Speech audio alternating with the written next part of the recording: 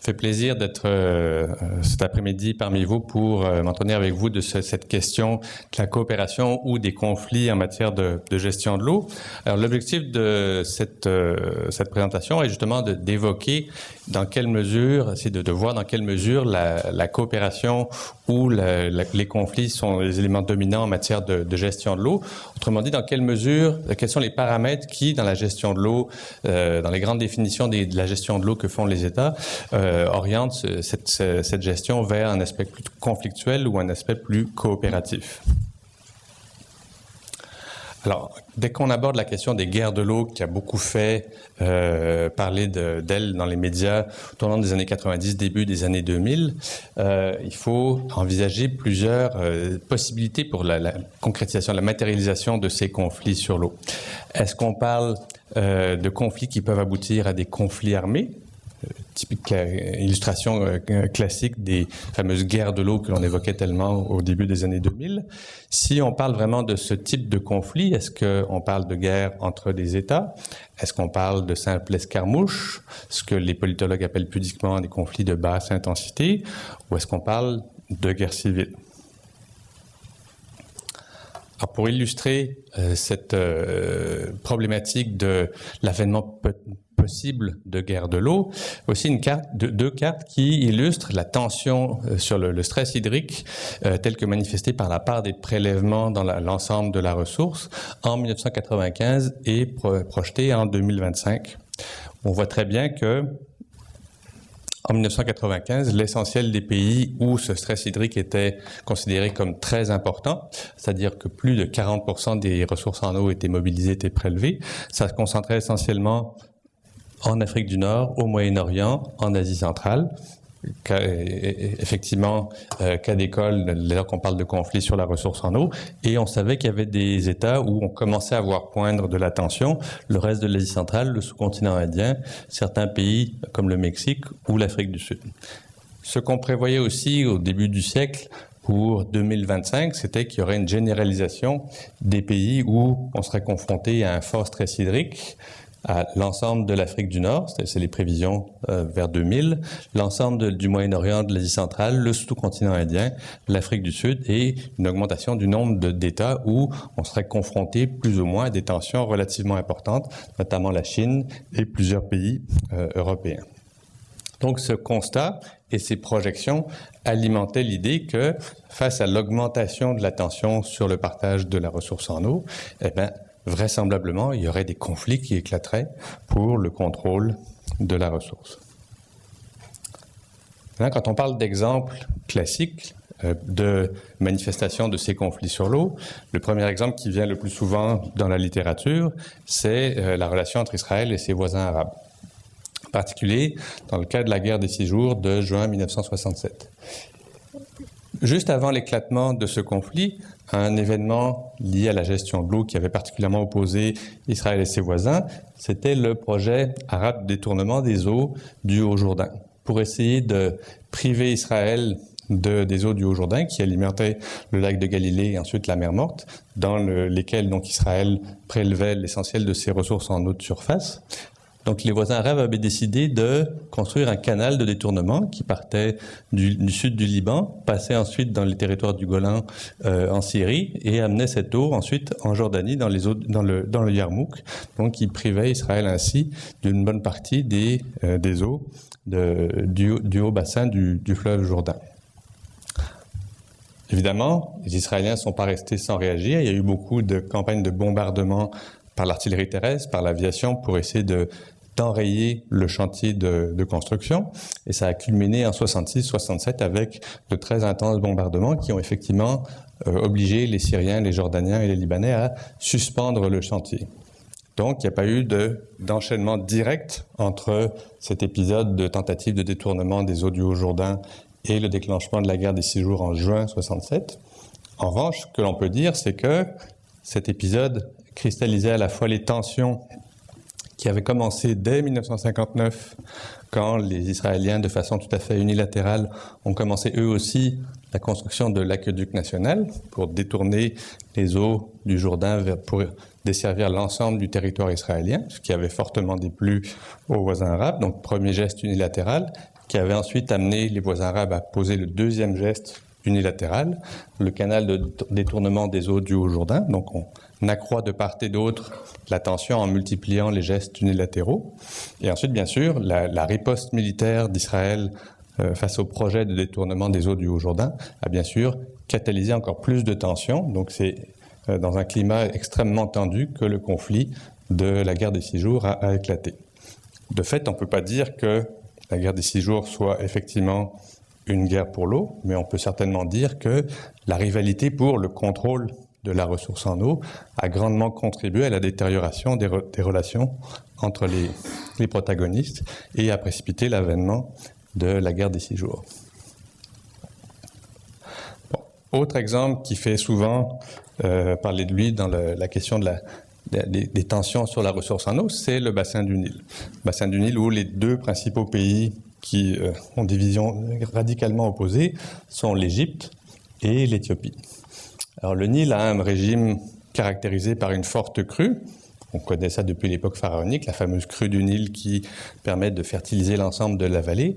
Et cette crue, elle prend naissance sur les hauts plateaux éthiopiens, où on a un régime typique de mousson avec la saison sèche et ensuite la saison humide, déclenchée par la mousson qui vient de l'océan Indien, et donc qui se concrétise sur les hauts plateaux éthiopiens. Ensuite, à travers le Nil bleu et l'Atbara, entraîne une crue sur l'ensemble de la vallée du Nil. À peu près 86% du volume total du Nil prend sa source sur les hauts plateaux éthiopiens. Le reste, qui vient du Nil blanc, a un régime en revanche typiquement équatorial, c'est-à-dire à peu près constant toute l'année, et prend ses sources dans les grands lacs africains, le lac Victoria, les grands lacs Tanganyika et du Burundi et du Rwanda, qui sont donc à la source du Nil blanc, et ce qui montre justement l'étendue extrême du bassin du Nil, qui comprend à l'heure actuelle à peu près 10 pays qui ont du mal à trouver évidemment un compromis sur le partage de la ressource. Alors, ça fait longtemps évidemment que l'Égypte mobilise les ressources du Nil, depuis l'époque pharaonique, en utilisant cette fameuse crue historique. Dès le XIXe siècle, l'Égypte essaye de développer une agriculture de type plus industriel, développer en particulier la culture du coton, pour fonder un secteur textile de type industriel. Ensuite, les Britanniques prennent possession, établissent un protectorat sur l'Égypte, et les Britanniques, qui sont donc en position dominante sur l'ensemble du bassin du Nil, avec aussi des possessions au Soudan et en Afrique équatoriale, essayent d'optimiser la gestion des eaux du Nil pour augmenter cette production cotonnière, qu'ils développent aussi au Soudan. Très vite, les Britanniques constatent que le meilleur endroit pour construire des réservoirs pour régulariser le débit du Nil tout en limitant l'évaporation, ce seraient les hauts plateaux éthiopiens. Pourquoi ? Tout d'abord parce que, comme j'ai dit tout à l'heure, l'essentiel des débits viennent des hauts plateaux éthiopiens, et ensuite parce qu'en altitude, l'évaporation sur un grand réservoir serait moindre qu'un réservoir en plein milieu du désert, beaucoup plus bas en altitude. Donc ils essayent de convaincre le gouvernement éthiopien, indépendant à l'époque, il faut se le garder à l'esprit, qu'un réservoir au lac Tana, donc à la source du Nil bleu, serait le meilleur endroit pour le faire. Sauf que les Éthiopiens, qui ont été à plusieurs reprises confrontés aux ambitions coloniales d'abord des Égyptiens et ensuite des Italiens, se méfient beaucoup des Britanniques, d'une part, et que d'autre part, l'Église orthodoxe qui est dominante en Éthiopie n'a pas du tout envie de voir les monastères, souvent qui datent du Moyen-Âge, inondés par un grand réservoir construit au lac Tana. Donc ce projet-là a échoué, même si, à l'heure actuelle, on reconnaît que d'un strict point de vue hydrologique, l'Éthiopie serait le meilleur endroit pour construire des grands réservoirs de régularisation sur l'ensemble de la vallée. Bon. L'Égypte, alors, se rendant compte qu'elle ne pourrait pas bénéficier de cet ouvrage de régularisation, essaye de signer un traité avec le Soudan pour se partager l'ensemble des eaux du Nil. Elle renouvelle l'opération en 1959, donc après la confirmation de son indépendance et l'indépendance du Soudan, un traité donc bilatéral entre les deux États dans lequel l'Égypte et le Soudan se partagent l'ensemble des eaux du Nil. Et c'est sur la base de ce traité que l'Égypte prétend avoir des droits historiques sur une bonne partie des eaux du fleuve. Sauf que les autres États en amont, en particulier l'Éthiopie, disent « Après tout, nous, on n'a pas signé le traité. Vous ne nous avez pas invités à la table de négociation. Donc, le traité ne s'applique pas sur nous. » Ce qu'évidemment le Soudan et l'Égypte nient en estimant que le traité s'applique à l'ensemble du bassin versant. L'Éthiopie refuse de reconnaître la notion de droits historiques que l'Égypte met de l'avant, tandis que l'Égypte, elle, refuse de reconnaître que l'Éthiopie a un droit d'utilisation des eaux du Nil bleu, puisqu'elle estime que le traité de 1959 partage l'ensemble des eaux du fleuve. Donc on a de part et d'autre deux argumentations qui sont complètement, mutuellement incompatibles. Bon. Sauf que l'Éthiopie a du mal pendant des années à développer ses projets de mise en valeur hydraulique. D'abord parce que, pour des raisons politiques, elle n'a pas accès au financement international. Suite au coup d'État de 1974, qui me voit l'avènement d'un gouvernement pro-soviétique en Éthiopie, il y a eu de grandes difficultés dans le politique à accéder au financement de la Banque mondiale, d'une part. D'autre part, l'Égypte, très habilement, a placé beaucoup de ses fonctionnaires dans des postes clés dans les organismes de financement international, le FMI et la Banque mondiale, qui plaident en défaveur de tous les projets éthiopiens, et le gouvernement éthiopien, moins habile dans la matière, n'a pas su placer des personnages importants au poste clé pour plaider en sa faveur.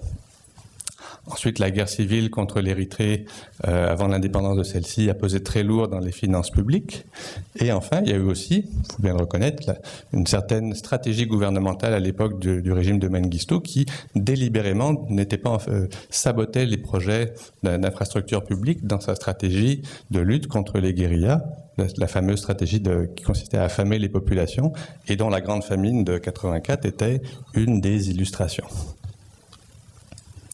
Bon. Les choses changent à partir de 1991, fin de la guerre civile, changement du régime. L'Éthiopie se retourne vers les bailleurs de fonds internationaux en disant nous avons changé politiquement, nous avons accepté un changement de régime, nous avons accepté l'indépendance de l'Érythrée, nous sommes plus démocratiques, ce qui au demeurant était exact. Et l'Éthiopie plaide en sa faveur, aimerait bien avoir accès au financement international. Ce qu'elle n'arrive toujours pas à obtenir, puisque l'Égypte pèse toujours de son poids politique pour empêcher l'Éthiopie d'avoir accès à de tels financements, ce qui a tendance à accentuer une certaine radicalisation du gouvernement éthiopien qui ne comprend pas très bien pourquoi on lui interdit d'avoir accès à du financement pour construire ses propres barrages. C'est dans un climat donc d'augmentation des tensions très important entre l'Égypte et l'Éthiopie qu'intervient un accord important en 1999, alors que la plupart des observateurs, déjà à l'époque et encore à l'heure actuelle, même ceux qui estiment que la théorie des guerres de l'eau n'est pas très crédible, pensent que sur le bassin du Nil, il y a effectivement de très vives tensions. Il y a quand même une lueur d'espoir avec cet accord de 1999 qui s'appelle l'initiative du bassin du Nil, qui permet pour la première fois de rassembler autour d'une même table de négociation l'ensemble des pays du bassin versant du Nil, en particulier le Soudan, l'Égypte et l'Éthiopie. Jusqu'en 1999, ils n'avaient jamais réussi à se parler directement. Bon. De part et d'autre, il y a eu un adoucissement des positions respectives. L'Égypte reconnaît que l'Éthiopie a le droit d'utiliser en partie les eaux du Nil bleu. L'Éthiopie reconnaît que, oui, elle ne peut pas faire ce qu'elle veut avec les eaux du Nil bleu puisque l'Égypte, en aval, dépend directement de ces volumes d'eau. Donc il y a effectivement eu cheminement l'un vers l'autre de la part de ces deux États. Ça, c'est l'aspect positif. L'aspect négatif, c'est que en 2013, on n'est pas allé beaucoup plus loin. Il y a eu un peu de coopération au niveau technique, mais sur le fond, à savoir essayer de concevoir un accord de partage des eaux du Nil, on n'a pas avancé d'un iota puisque l'Égypte tient encore à ce que l'accord précise que l'Éthiopie ne peut pas mobiliser des ressources en eau si ça remet en question la sécurité hydraulique de l'Égypte. Comment est-ce qu'on définit la sécurité hydraulique de l'Égypte ? On ne sait pas. Est-ce que ça voudrait dire donc qu'à toutes fins utiles, l'Éthiopie ne peut pratiquement pas utiliser ses eaux ? Bon. Et d'un autre côté, le gouvernement éthiopien, voyant le temps passer, sa population augmenter, a décidé de passer outre à l'absence d'un accord et a commencé la construction de nombreux barrages sur son territoire. Donc effectivement, on s'est parlé, mais pour le moment, ça n'aboutit nulle part et avec l'impatience qui croît en Éthiopie, on a décidé de procéder à de nouveaux gestes unilatéraux. Autre exemple souvent cité dans la littérature, le litige entre la Turquie, la Syrie et l'Irak sur les bassins de l'Euphrate et du Tigre. Bassins eux aussi caractérisés par de très fortes variations de débit à l'intérieur d'une année. Il y a la forte crue est au printemps puisque l'essentiel du débit des fleuves dépend de la fonte des neiges. Et ensuite, il y a un fort étiage à la fin de l'été, début de l'automne. Ce que ça veut dire, c'est qu'il faut construire des barrages à la fois pour limiter le risque d'inondation et il faut construire des barrages pour garder l'eau, pour en avoir suffisamment pour irriguer tout au long de la saison d'activité agricole. Bon. Le problème, c'est que souvent, quand on construit les barrages comme ceci, on procède sans trop consulter avec les voisins. On procède de façon complètement unilatérale. Alors, tant qu'il y avait peu de barrages et que l'ensemble des débits des fleuves était suffisant, ça ne posait pas trop de problèmes. Ça a commencé à en poser un petit peu plus quand la taille de ces réservoirs et leur nombre ont commencé à avoir des conséquences sur le régime, sur le débit du fleuve. En particulier, par exemple, lorsque la Syrie a commencé la construction du barrage de Tabqa, ça un réservoir très très important s'il en est. La diminution du débit qui était attendue en Irak était telle qu'il y a une mobilisation militaire du côté irakien, puis ensuite du côté syrien, et qu'on a évité le conflit d'extrême justesse grâce à la médiation de l'Arabie saoudite et de l'Union soviétique en 1975. Donc, cette caractéristique du régime du fleuve, de ces deux fleuves, l'extrême variation dans l'année, qui amène les protagonistes à construire des réservoirs, introduit beaucoup de tensions dans la mesure où ils procèdent souvent de façon très unilatérale, sans se consulter les uns avec les autres. Par ailleurs, la Turquie, qui pendant longtemps n'avait pas construit de réservoir, aimerait bien elle aussi profiter des ressources qui, après tout, dit-elle, prennent leurs sources sur son territoire, sur le plateau anatolien, dans le sud-est de la Turquie. En soulignant aussi l'argument que l'essentiel du débit des deux fleuves, que ce soit l'Euphrate ou le Tigre, dans une majorité relative pour le Tigre, viennent de son territoire. Donc, comme l'Éthiopie, elle utilise l'argument, après tout, puisque l'essentiel des eaux viennent de mon territoire, il est quand même légitime que je puisse en utiliser au moins une partie. Sauf que, quand on fait le total de l'ensemble des débits réels et des utilisations souhaitées, dans la deuxième colonne, on s'aperçoit très vite que les utilisations souhaitées sont beaucoup plus importantes que les débits réels. Donc là, très vite, il y a un problème. On veut partager un gâteau théoriquement beaucoup plus gros que la taille réelle du gâteau. D'où, évidemment, encore plus de litiges. Déjà, on entretient une relation de méfiance envers ses voisins, puisqu'on a tendance à construire des réservoirs sans trop consulter ceux-ci. Et si en plus on développe des attentes, des besoins sur l'utilisation des eaux qui dépassent les ressources disponibles, c'est bien évident qu'on risque de se froisser avec ceux-ci. Donc, j'ai déjà évoqué le cas du litige entre la Syrie et l'Irak 74-75 pour le barrage de Tabqa. Bon, les Turcs, pendant longtemps, comme j'ai dit, n'avaient pas construit de réservoir. Ça va changer à partir de la fin des années 80, quand ils lancent le projet du GAP, qui est un acronyme en turc pour mise en valeur du sud-est anatolien, donc le plateau du quart sud-est du pays, où on entrevoit la construction de très nombreux réservoirs, la mise en valeur d'importants périmètres irrigués, production hydroélectrique, développement de l'agriculture dans une région qui était largement plus pauvre que la moyenne nationale en Turquie. Bon. Le problème, c'est qu'évidemment, encore une fois, ce projet de développement se décide de façon tout à fait unilatérale, sans consultation de la part de la Turquie avec ses voisins, et aussi que si la Turquie effectivement va de l'avant avec la construction de l'ensemble de ces réservoirs, ça risque fort d'avoir des impacts, des conséquences très importantes sur le débit en aval. Parce qu'on va consommer plus d'eau, parce qu'il y aura plus d'évaporation à la surface des réservoirs, Donc, effectivement, les Syriens et les Irakiens commencent à s'inquiéter de façon significative et protestent officiellement auprès du gouvernement turc. Bon. La Turquie répond qu'elle va garantir un débit minimum, 500 mètres cubes par seconde, à la frontière avec la Syrie. Et, par ailleurs, souligne que l'utilisation de l'eau dans le secteur agricole en Syrie et en Irak, qui est le principal consommateur, pourrait largement être améliorée. Autrement dit, messieurs les Syriens, messieurs les Irakiens, faites vos devoirs et vous verrez que vous aurez largement assez d'eau pour subvenir à vos besoins. Donc la Turquie répond de façon un petit peu... ce qui était perçu de façon un petit peu hautaine par les Syriens et les Irakiens en disant qu'ils pouvaient tout à fait améliorer leur technique d'irrigation et que ça résoudrait une bonne partie des problèmes. L'argument n'était pas infondé, mais dans le cadre de la dispute, évidemment, le commentaire a été plutôt mal perçu. Ce qui fait que, au lieu de trouver une solution, un terrain de négociation, en fait, la Turquie a joué sur le fait accompli et a fait semblant d'accorder une concession, le débit minimum de 500 mètres cubes par seconde, mais en fait n'a jamais rien cédé sur le fond, à savoir qu'elle allait aller de l'avant avec son projet d'aménagement de l'ensemble de la quinzaine de réservoirs qui étaient prévus.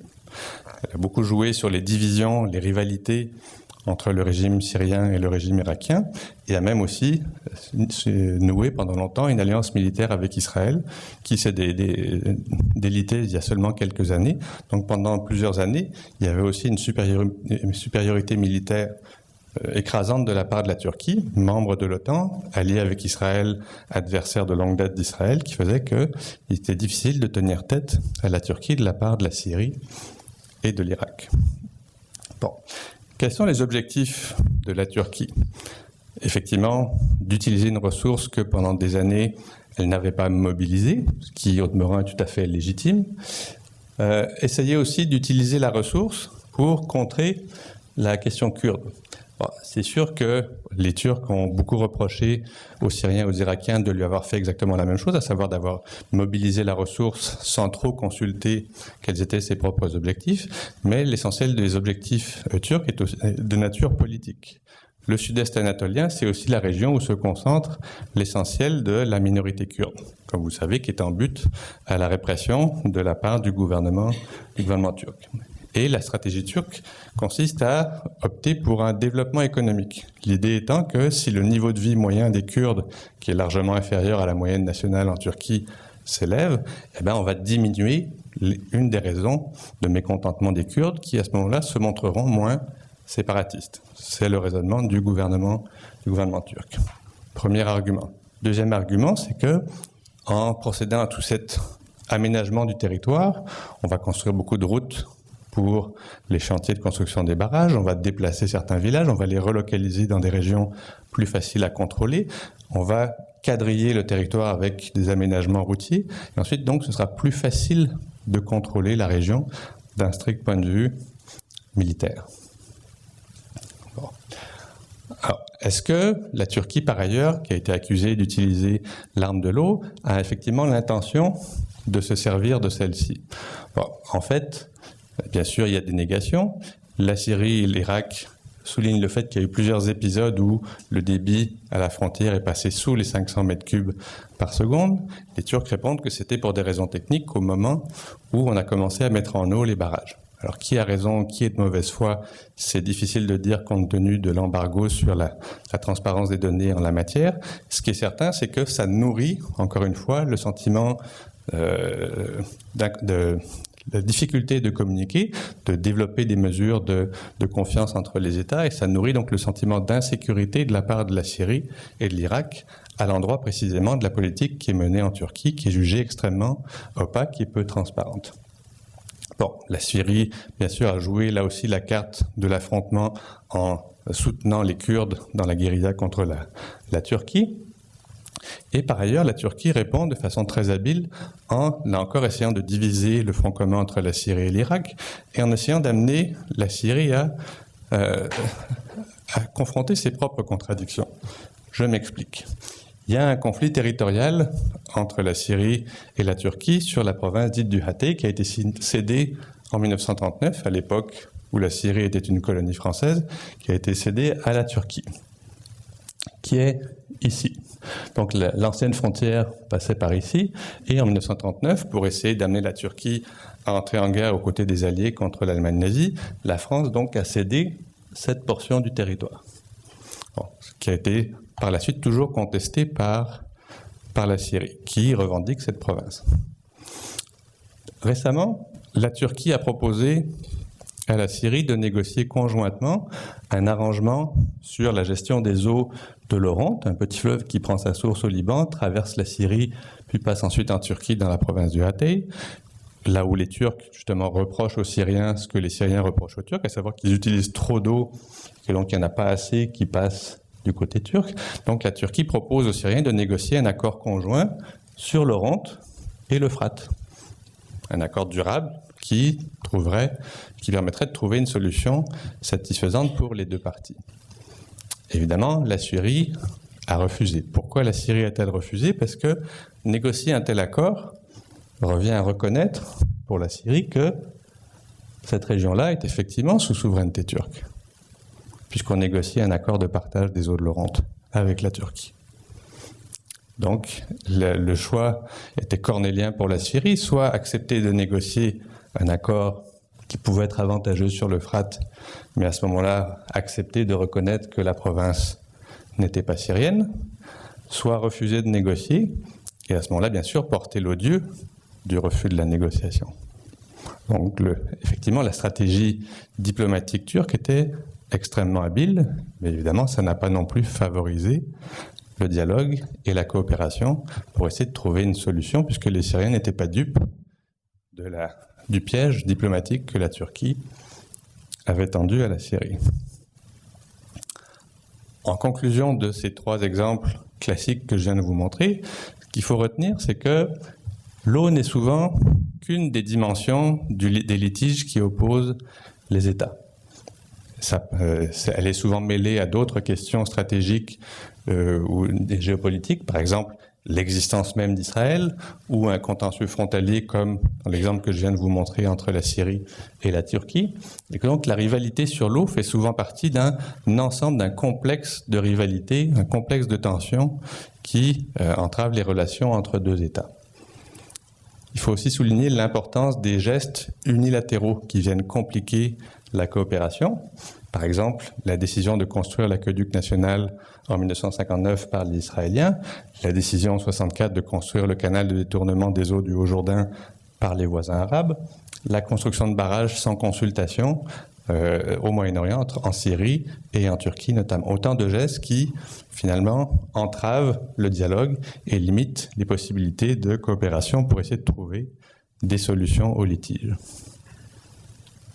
Ces conflits visent rarement à conquérir la ressource en eau du voisin, mais bien plus souvent à empêcher le voisin d'aller de l'avant avec ses projets d'aménagement. On cherche plus à empêcher le voisin d'utiliser la ressource en eau que d'aller chercher la ressource chez le voisin.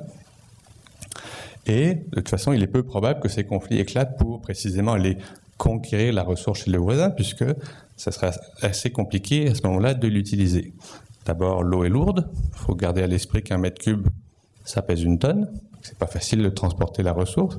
Et ensuite, pour que ce soit une solution durable, ça veut dire qu'il faut occuper, voire annexer le territoire qu'on vient de conquérir. Donc ça coûterait très cher. Dans le contexte diplomatique actuel, ce serait difficile de faire accepter une telle mesure auprès de la communauté internationale. Bref, c'est plus des mesures et des tensions pour essayer d'empêcher l'adversaire de mener à bien ses projets que d'aller chercher la ressource chez lui. Maintenant, est-ce qu'on ne peut pas voir, au contraire, que l'eau peut être un facteur de paix, un facteur de coopération entre les États? Et c'est vrai qu'il y a plusieurs exemples où des conflits ont été réglés ou, à tout le moins, gelés grâce à des négociations. Par exemple, le fameux accord entre la Syrie et l'Irak que je viens d'évoquer, en tout cas le conflit qui a failli dégénérer en guerre ouverte, a été ensuite réglé par une négociation directe, avec la médiation saoudienne, entre la Syrie et l'Irak. Les Jordaniens et les Israéliens, lors du traité de 1994, ont aussi inclus des clauses de négociation, d'accord sur le partage de la ressource en eau. Peut-être que c'était plus satisfaisant pour les Israéliens, diront certains commentateurs, mais au moins il y avait des éléments de négociation sur la gestion des ressources en eau. On peut aussi citer, par exemple, l'accord entre l'Inde et le Bangladesh sur le barrage de Farakka en 1996. Il y aurait plusieurs exemples. Le plus fameux d'entre eux étant le traité de 1960 sur les eaux de l'Indus entre l'Inde et le Pakistan. Le bassin du Pakistan qui est partagé entre le bassin de l'Indus, qui est partagé entre le Pakistan et l'Inde depuis l'indépendance du sous-continent indien et la partition entre l'Inde et le Pakistan en 1947.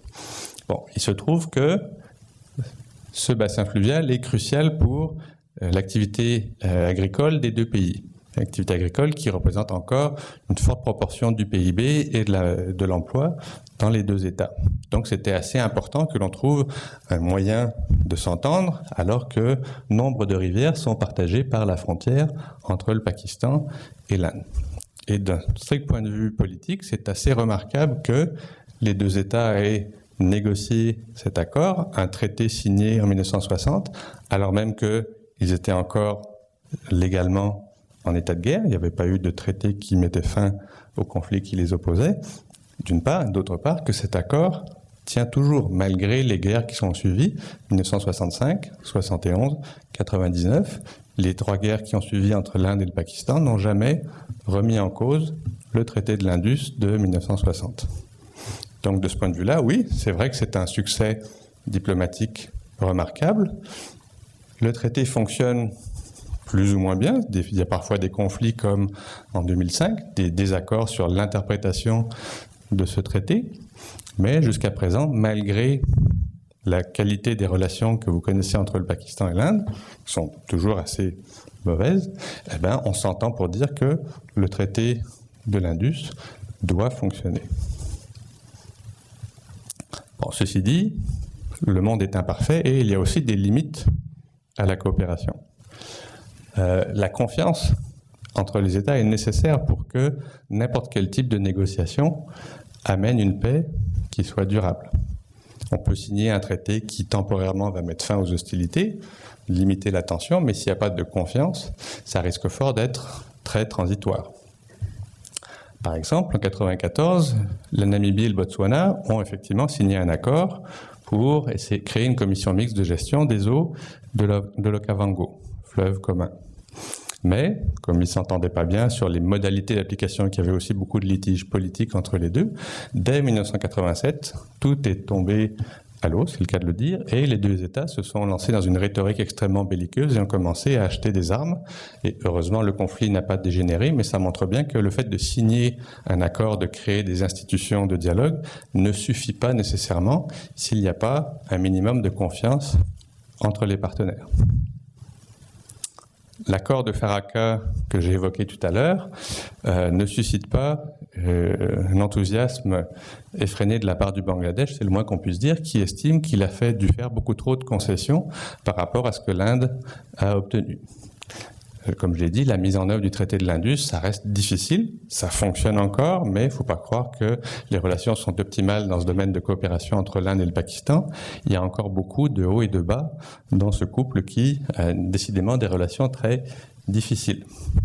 Et puis, même le cadre légal international, avec la Convention de New York de 1997, qui théoriquement donne le cadre réglementaire dans lequel négocier des accords pour essayer de limiter les litiges à l'échelle des bassins versants, n'est toujours pas entré en vigueur parce qu'il n'a pas eu suffisamment de ratification à l'heure où on se parle. Pourquoi est-ce qu'il n'y a pas suffisamment de ratification ? Parce que précisément, pour beaucoup d'États, c'est difficile d'accepter une convention internationale qui, à toutes fins utiles, limite la souveraineté des États sur les eaux de surface qui coulent sur leur territoire, que beaucoup d'États considèrent comme relevant de leur seule souveraineté. Donc, par rapport à la coopération, oui, c'est vrai qu'il existe beaucoup d'accords qui essayent de limiter les conflits, qui essayent de partager la ressource, mais ces accords ne sont pas toujours des panacées. Autrement dit, la coopération n'est pas toujours facile, elle n'est pas toujours productive, et elle ne garantit pas du tout qu'elle va éliminer toute source de tension. est-ce qu'il pourrait y avoir, par ailleurs, des conflits internes, des guerres civiles en matière de gestion de l'eau? Bon, les détracteurs du concept de guerre de l'eau estiment que, quand on regarde les archives documentaires, on ne trouve qu'une seule guerre qui aurait effectivement éclaté directement au sujet de l'eau, un conflit très très lointain, 2500 avant Jésus-Christ. Bon, c'est peut-être vrai. Dans la réalité, dès qu'on regarde un petit peu, dès qu'on fouille les archives, qu'on ne s'attarde pas simplement aux gros conflits entre les États, on s'aperçoit qu'il y a eu beaucoup plus de conflits, plus limités peut-être, mais il y a eu beaucoup plus de conflits qui ont porté sur la ressource en eau, en particulier à l'intérieur même des États, à l'intérieur même des sociétés. Je vous donne simplement quelques exemples ici, que ce soit en Asie centrale, dans la vallée de Fergana, au tournant des années 90, au Kenya, 99, 2001, 2005 et plus récemment 2012. Il y a aussi eu beaucoup d'affrontements intercommunautaires pour l'accès aux points d'eau, à la fois pour les hommes mais aussi pour le bétail. Au Darfour, pendant la guerre civile, il y a aussi beaucoup d'éléments de tension qui provenaient de l'accès à l'eau entre les nomades et les agriculteurs. Au Sri Lanka, on a aussi relevé des affrontements pour l'accès à des points d'eau. Et il y a aussi eu, bien sûr, le cas du fleuve Kovri en Inde que je vais développer dans un instant. Donc, plusieurs exemples dans l'histoire, que ce soit dans l'Antiquité ou dans une période plus récente, où on peut relever des exemples d'affrontements, certes, comme disent les politologues, de conflits de basse intensité qui n'ont pas fait des milliers de morts, mais quand même des affrontements au sujet de l'accès ou du contrôle de la ressource en eau. Donc c'est pas vrai de dire qu'il n'y a jamais eu de guerre pour l'eau depuis 2500 avant Jésus-Christ. Oui, il y en a eu, mais pour le moment, elles étaient essentiellement relativement limitées. Bon, ici, une carte qui montre justement la configuration de l'Asie centrale où, comme vous le savez, les deux principaux fleuves qui alimentent la mer d'Aral sont largement mobilisés pour l'agriculture irriguée, pour la culture du coton, qui est une culture qui a toujours soif et qui donc mobilise de très grandes quantités d'eau. En particulier dans la vallée de Fergana, où on a beaucoup de communautés qui sont extrêmement entremêlées, cette difficulté d'accéder à l'eau dans un climat semi-aride où il y a beaucoup de compétition pour l'accès à la ressource se traduit souvent par des affrontements intercommunautaires. Bref, les difficultés économiques et politiques liées aux indépendances en 1991, l'effondrement de l'Union soviétique, se répercute aussi, puisque l'eau n'est pas la seule cause, encore une fois, se répercute aussi sur les tensions pour le partage d'une ressource qui est relativement limitée. Dans la mer d'Aral, l'autre source de conflit, c'est aussi bien sûr l'affirmation sourcilleuse d'indépendance. Donc là encore, problème de manque de tension, de manque de confiance que j'ai déjà évoqué. Épisodes qui traduisent bien ce manque de tension, c'est par exemple l'anecdote du barrage de Toktogul que j'évoque à l'instant. À l'époque soviétique, il y a eu une espèce de partage des responsabilités où les États d'amont, en particulier Tadjikistan et Kirghizistan, qui abritent la plupart des réservoirs pour régulariser le débit des deux fleuves, avaient comme principale responsabilité de produire de l'hydroélectricité et de stocker des réserves d'eau pour lâcher en été, pour favoriser l'irrigation dans les États d'aval, Kazakhstan, Ouzbékistan, Turkménistan. Après 91, les indépendances, les difficultés économiques suite à l'effondrement de l'Union soviétique, le Kirghizistan s'est trouvé confronté à des difficultés financières, ce qui fait qu'il a eu beaucoup de mal à payer ses factures de livraison de gaz en provenance de l'Ouzbékistan, qui à un moment a décidé de cesser les livraisons en plein hiver, puisque le Kirghizistan ne pouvait pas payer. Qu'a fait le Kirghizistan? Le réservoir de Toktogul, juste ici, qui était donc censé garder de l'eau pour la période estivale, a permis au Kirghizistan de faire face à la cessation de livraison de gaz, puisque le Kirghizistan a décidé de faire des lâchers d'eau, de turbiner de l'électricité, bref, de compenser l'absence de livraison de gaz en produisant de l'hydroélectricité. Bon. Sauf que, évidemment, en faisant ce lâcher brutal en plein hiver à une période où ce n'était pas prévu, en aval, arrivé en Ouzbékistan dans la vallée de Fergana, la vague du lâcher d'eau a provoqué d'importantes destructions aux infrastructures agricoles. Évidemment, les Kirghizes en avaient pleinement conscience. Par ailleurs, arrivé à l'été suivant, 2000, les autorités ouzbèques ont demandé aux Kirghizes de procéder à des lâchers d'eau pour procéder à l'irrigation dans la vallée de Fergana. Et là, les Kirghizes, bien sûr, ont dit on n'en a plus d'eau. On a dû turbiner pendant l'hiver parce que vous ne nous livriez pas le gaz. Donc forcément, on n'a plus d'eau. Bon, réaction évidemment qui marque les limites à la confiance entre les États, où on avive les tensions déjà préexistantes par cette espèce de jeu de représailles mutuelles, mais qui illustre bien justement la cristallisation des mauvaises relations qui ensuite gênent toute négociation possible pour arriver à un accord du partage de la ressource en eau. Bon. Le conflit du Kovri, que j'ai déjà rapidement évoqué tout à l'heure, est aussi caractéristique des tensions qui peuvent exister à l'intérieur même d'un État. Bassin fluvial qui est peu connu en dehors de l'Inde, dans le sud donc, du pays, à cheval sur l'État du Karnataka, Tamil Nadu, principaux protagonistes. Ici donc, qui est largement utilisé en aval au Tamil Nadu depuis plusieurs décennies pour l'irrigation, et depuis quelques décennies, au Karnataka, on s'est mis à utiliser davantage la ressource pour, là aussi, développer la production hydroélectrique et l'irrigation. Évidemment, ça ne plaisait pas à l'État d'aval, Tamil Nadu, qui voyait ses volumes diminuer, donc protestation, conflit, situation qui s'envenime, et malgré les accords du passé, qui sont remis en cause progressivement par le Karnataka, celui-ci plaide le partage équitable, mais le Tamil Nadu refuse en disant « ça fait des décennies qu'on utilise ces volumes-là, et nous, on estime qu'on a acquis des droits sur ces volumes ». Donc, plaide, comme l'Égypte sur le bassin du Nil, les droits acquis. Bon, en fait, de part et d'autre, comme sur le bassin du Tigre et de l'Euphrate, on revendique des volumes qui sont beaucoup plus importants que les volumes qui sont réellement disponibles.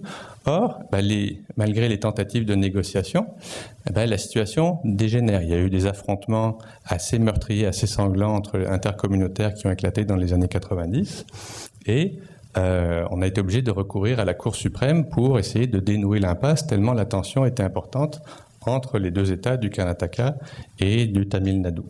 Bon, le verdict de la Cour suprême, c'est effectivement que le Karnataka doit avoir accès à la ressource en eau, donc ça n'a pas plu du tout au Tamil Nadu.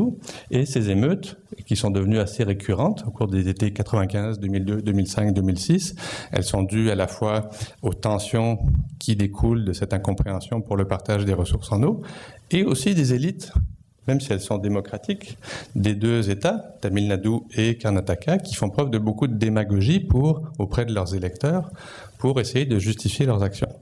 Et la tension qui découle de ces discours très démagogiques a fini par dégénérer en affrontements intercommunautaires. Donc la démocratie n'est effectivement pas garante qu'il n'y aura jamais d'affrontement intercommunautaire au sujet du contrôle de l'eau. Bon. Donc il y a eu un nouveau verdict en 2007 par l'organisation issue de la Cour suprême pour essayer de régler le litige. Mais vous voyez, déjà, ce nouveau verdict, lui aussi, a été contesté par le Karnataka, qui trouve qu'il devrait avoir accès à des volumes supérieurs par rapport à ce qui lui a été octroyé. En fait, ce que je viens de vous brosser comme situation, c'est que la coopération, ça ne fonctionne pas toujours, que les conflits, il peut y en avoir, mais ils ne sont pas nécessairement d'ampleur très importante. Alors en fait, le danger, dès lors qu'on évoque le concept des guerres de l'eau, c'est de se laisser embarquer dans des modèles conceptuels. Ce que ma collègue Julie Trottier appelle des concepts hégémoniques, c'est-à-dire des concepts qui ne laissent pas la place à des nuances, à des analyses un petit peu plus subtiles. Premier exemple, le XXIe siècle sera le siècle des guerres de l'eau. Vous avez déjà entendu ce mantra dans les médias. Bon, c'est un exemple de concept hégémonique qui ne souffre d'aucune contestation et qui n'est pas très subtil. Pourquoi est-ce que le XXIe siècle serait plus celui des guerres de l'eau que le XXe, et pourquoi est-ce qu'il faudrait nécessairement qu'il y ait une déferlante de conflits meurtriers pour le partage de l'eau? À l'inverse, autre exemple de concept hégémonique, les guerres de l'eau n'existaient pas dans le passé, on n'en a trouvé qu'une dans les archives historiques, et donc ça n'existera pas. Raisonnement par récurrence, puisque ça n'existait pas dans le passé, c'est que vraisemblablement, ça n'arrivera pas dans le futur. Ou, autre exemple, l'eau est un facteur de paix, et donc, la guerre n'aura pas lieu, puisque l'eau est un facteur de coopération entre les États, ce qui, au demeurant, peut être vrai, donc c'est qu'il n'y aura pas de guerre au sujet de l'eau. Bon, le raisonnement est un petit peu tiré par les cheveux. En fait, c'est ridicule de verser dans le catastrophisme. Comme j'ai déjà évoqué, souvent les conflits qui portent sur l'eau sont alimentés par bien d'autres conflits qui se superposent aux litiges sur l'eau, et donc l'eau en elle-même n'est pas forcément facteur de conflit. C'est très rare que des conflits émergent entre les États simplement à cause d'un litige au sujet du partage de la ressource en eau. Par ailleurs, elle est difficile à conquérir, à accaparer. Mais c'est aussi ridicule de penser que le passé est garant de l'avenir. Les choses ont beaucoup changé par rapport au passé. Donc un raisonnement par récurrence n'est pas nécessairement légitime. Un gros changement à l'époque contemporaine par rapport à toute l'histoire de l'humanité dans le passé, c'est l'explosion démographique de ces dernières années. La population qui a augmenté de façon extrêmement rapide, ça ne s'était jamais vu dans le passé. Et il faut bien se poser la question, comment est-ce qu'on va faire pour augmenter les rendements agricoles de telle façon qu'on puisse nourrir cette population? Une bonne partie de la réponse, ça vient dans l'accroissement de l'irrigation, donc dans la tension très importante sur la ressource en eau. Par ailleurs, c'est vrai aussi que cet accroissement de la population entraîne des tensions très importantes sur les ressources en eau, tensions qu'on n'avait jamais enregistrées jusqu'à présent dans l'histoire, précisément parce que les effectifs de population étaient beaucoup plus limités. Bon. Par ailleurs, ce qu'on observe aussi, c'est que les modèles de consommation occidentaux, dont on sait qu'ils sont largement pas durables à l'échelle de l'ensemble de l'humanité, ont tendance à se diffuser. Par exemple, pour nourrir un Nord-Américain, ça prend, pour produire ce qu'un Nord-Américain moyen consomme, ça prend à peu près 3 fois plus d'eau que ce que consomme un Africain ou quelqu'un d'Asie du Sud-Est. Bon, pas parce qu'ils sont sous-alimentés, mais parce que ce qu'ils consomment, pour subvenir à leurs besoins de base, nécessite 3 fois moins d'eau. Ce que ça veut dire, c'est que si l'ensemble de la planète se met à consommer comme les Nord-Américains, vraisemblablement, il n'y aura pas assez de ressources en eau pour produire de quoi satisfaire l'ensemble de la demande planétaire. Bon. Et puis bien sûr, il y a la variable des changements climatiques, qu'on ne sait pas très bien comment quantifier, comment évaluer. Donc, dans quelle mesure est-ce que ça va avoir un impact sur les ressources en eau et sur leur gestion? Personne n'est encore en mesure de le préciser. Donc pour tous ces éléments, c'est très difficile de dire que le raisonnement par récurrence, il n'y a pas eu de conflit sur l'eau dans le passé, donc il n'y en aura pas, c'est quelque chose de crédible.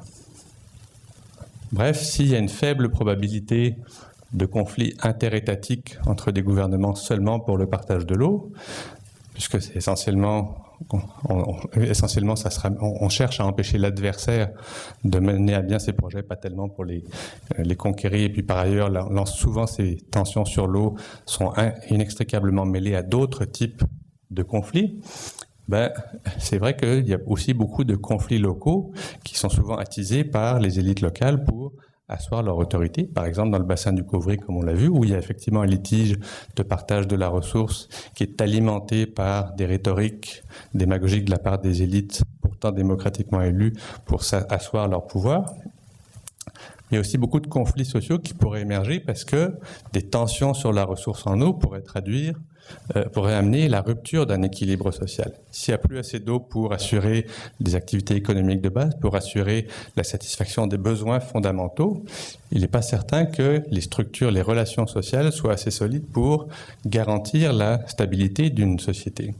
Bon, c'est un petit peu à l'exemple de ce que l'observateur Robert Kaplan évoquait, l'anarchie à venir. Lui parlait de la difficulté d'assurer un développement durable en Afrique équatoriale. Peut-être qu'effectivement il s'est trompé, mais le concept qu'il a évoqué, à savoir que des difficultés économiques et sociales très importantes peuvent amener une société à se déchirer, sont peut-être effectivement riches d'enseignements sur ce qui pourrait arriver à l'intérieur des sociétés si les conflits sur l'eau continuaient à s'accentuer dans l'avenir.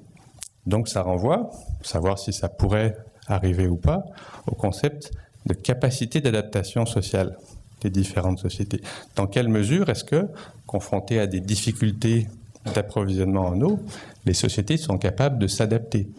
de changer les modes de consommation, de développer d'autres ressources, de rationaliser les usages que l'on fait de la ressource. Donc, selon la réponse à ces questions, effectivement, on peut envisager que certaines sociétés s'adaptent relativement bien aux nouvelles contraintes en matière de gestion de l'eau, et que pour d'autres, ça risque d'être beaucoup plus difficile, et qu'à ce moment-là, préserver des liens sociaux pacifiques, ça risque peut-être d'être beaucoup plus difficile. Bon, donc, les principales variables pour l'avenir, l'idée de la gestion de l'eau, facteur de coopération ou de conflit, c'est d'abord, y a-t-il des conflits préexistants? Dans quelle mesure est-ce que la coopération ou la tension sur l'eau vient se superposer à des relations déjà difficiles par ailleurs? Comment les changements climatiques que j'ai évoqués tout à l'heure se traduiraient concrètement dans cette partie du monde? Et puis, surtout, ça nous amène à conclure que, vraisemblablement, si guerre de l'eau il y aurait, parce que ça reste encore très à mettre au conditionnel, ce serait plus à l'intérieur des sociétés que des conflits entre les États qui pourraient éclater au cours du XXIe siècle. Alors, je vous remercie. Petite bande dessinée pour souligner à quel point ces questions sont complexes, et c'est vrai que c'est complexe. Ça montre bien justement que la question des guerres de l'eau aussi est quelque chose qui est à mesurer à l'aune des relations extrêmement complexes entre les différents États, à l'intérieur des sociétés, et qu'il faut se garder de porter des jugements un peu simplificateurs et radicaux. Merci beaucoup. Dans quelle mesure est-ce que l'augmentation de la population ne va pas accentuer la pression sur la ressource, parce qu'il faudra bien nourrir cette population qui augmenterait jusqu'à 9 milliards d'habitants d'ici 2050, effectivement après quoi ça commencerait à diminuer d'après les projections actuelles. Dans quelle mesure est-ce que les tensions à l'intérieur de ces sociétés ne vont pas devenir ingérables, et dans quelle mesure est-ce qu'on ne pourrait pas envisager des mécanismes de négociation, par exemple dans le cadre des Nations Unies, pour essayer de limiter, de contrôler ces tensions. Question complexe, question tout à fait pertinente, parce que c'est effectivement au cœur de la façon dont la problématique des tensions sur l'eau peut s'entrevoir de façon crédible pour le XXIe siècle. Comme je l'ai évoqué, effectivement, ce qui, à mon sens, représente le plus de risques de conflits sur l'eau, c'est à l'intérieur des sociétés le difficile partage de la ressource pour assurer les besoins fondamentaux, pas simplement l'eau de boisson, mais effectivement la production alimentaire pour nourrir une population qui augmente de façon très rapide, en particulier dans certaines régions, dans certains pays en voie de développement. Et c'est certain que si, faute de ressources suffisantes pour augmenter cette production, c'est-à-dire faute essentiellement d'accès à l'eau pour pratiquer l'irrigation, on risque d'être confronté à des tensions importantes. Donc indirectement, le manque d'eau provoque une difficulté d'augmenter les ressources alimentaires, donc des conflits directement liés à la faim, mais indirectement liés à la gestion de la ressource en eau. Ça, effectivement, je pense que c'est le principal risque au cours de ce siècle de conflits indirectement liés à la ressource en eau, mais qui pourrait bien davantage déchirer des sociétés que d'amener les États à s'attaquer mutuellement. Vous évoquez le cas de la Turquie, qui effectivement est militairement beaucoup plus puissant, mais qui n'a pas intérêt à entrer en guerre contre ses voisins, puisque c'est elle qui tient le gros bout du bâton. En fait, tout ce que la Turquie veut, c'est pouvoir construire ses barrages tranquillement sur son territoire, et puis que les Syriens et les Irakiens se débrouillent avec ce qui va rester. Pour les Syriens et les Irakiens, d'attaquer la Turquie serait effectivement très risqué, et on ne voit pas très bien en quoi cette solution militaire réglerait la situation de toute façon. Dans le fond de la solution que vous envisagez, par exemple, est-ce qu'on ne pourrait pas entrevoir un mécanisme de négociation dans le cadre des Nations Unies? C'est la Convention de New York que j'ai évoquée, la Convention de 1997, qui est un document relativement simple, qui dit en gros, les États sont obligés de négocier de bonne foi, les États doivent partager la ressource, donc obligation de coopérer, obligation de partage équitable et obligation de ne pas causer de dommages significatifs à son voisin. Donc, c'est des paramètres qui sont relativement simples apparemment. Dans la pratique, qu'est-ce qui fait que cette convention n'est toujours pas entrée en vigueur? Comme je l'ai dit, c'est parce que les États sont très réticents à renoncer à une parcelle de leur souveraineté, ce qu'ils perçoivent comme une parcelle de leur souveraineté. Pourquoi est-ce que je serais obligé de négocier avec mon voisin pour partager un fleuve qui coule sur mon territoire? En gros, c'est ça l'argument de beaucoup d'États qui sont très réticents à ratifier, à signer la Convention. Et même s'ils le faisaient, de toute façon, comme vous savez, on peut ratifier et ensuite pas respecter son engagement. Bon, comment est-ce qu'on mesure l'obligation de coopérer? C'est difficile. Vous voyez, ça fait depuis 1999 que l'Égypte et l'Éthiopie négocient sur la base indirectement de la Convention de New York, parce que les bailleurs de fonds qui ont organisé l'initiative du bassin du Nil leur ont dit c'est ça les paramètres.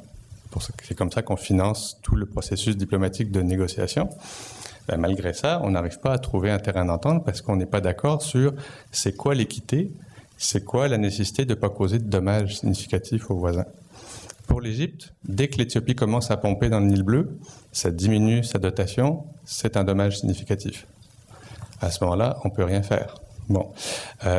Pour l'Éthiopie, si elle ne peut pas utiliser la moindre goutte du Nil bleu, c'est inéquitable et ça peut se concevoir aussi. D'où, ce que je veux vous souligner, c'est que oui, on aimerait bien qu'il y ait un accord cadre des Nations Unies pour justement faciliter les négociations, pour essayer de limiter les tensions en la matière, mais c'est difficile d'amener les États à accepter la légitimité de ce cadre. C'est difficile d'amener les États à coopérer s'ils ne veulent pas coopérer, en fait. Ou s'ils estiment que c'est trop difficile, qu'ils risquent de trop y perdre.